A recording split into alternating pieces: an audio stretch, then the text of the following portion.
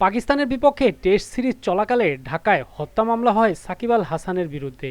এই হত্যা মামলা নিয়ে খেলে যান টেস্ট সিরিজ। মামলা হওয়ায় দেশে ফেরার পথ অনেকটাই রুদ্ধ তার জন্য, যদিও আইন উপদেষ্টা নিশ্চয়তা দিয়েছেন অহেতুক হয়রানির শিকার হবেন না সাকিব।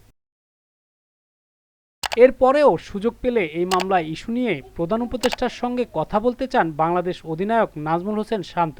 রাতে পাকিস্তান থেকে ঢাকায় ফিরে বিমানবন্দরে সাংবাদিকদের একথা বলেন তিনি।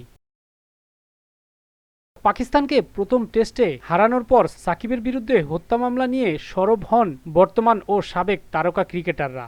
এটিকে মিথ্যা মামলা উল্লেখ করে সামাজিক যোগাযোগ মাধ্যমে পোস্ট দেন অধিনায়ক নাজমুল হোসেন শান্তসহ অনেক ক্রিকেটার। টাইগার দলপতি জানিয়েছে, সুযোগ পেলে অন্তর্বর্তীকালীন সরকারের প্রধান উপদেষ্টা অধ্যাপক মোহাম্মদ ইউনূসের সঙ্গে সাকিবের বিরুদ্ধে করা মামলা নিয়ে কথা বলবেন তিনি। এ সময় শান্ত আরও জানান, দলের সবাই সাকিবের পাশে আছেন।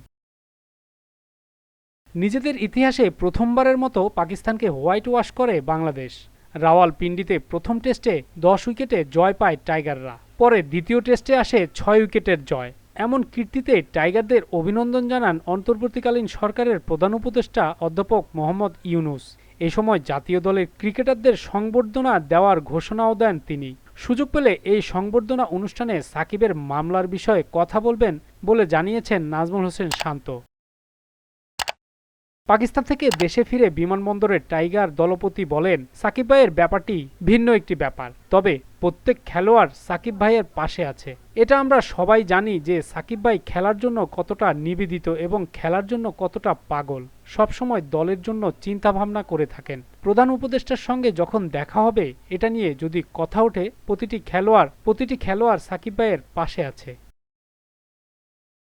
গত 22 আগস্ট গার্মেন্টস কর্মী রুবেল হত্যা মামলায় 28 নম্বর আসামি করা হয় সাকিবের। এরপর তাকে দল থেকে বাদ দিয়ে দেশে ফিরিয়ে আনতে বাংলাদেশ ক্রিকেট বোর্ডকে আইনি নোটিশ দেন সুপ্রিম কোর্টের এক আইনজীবী।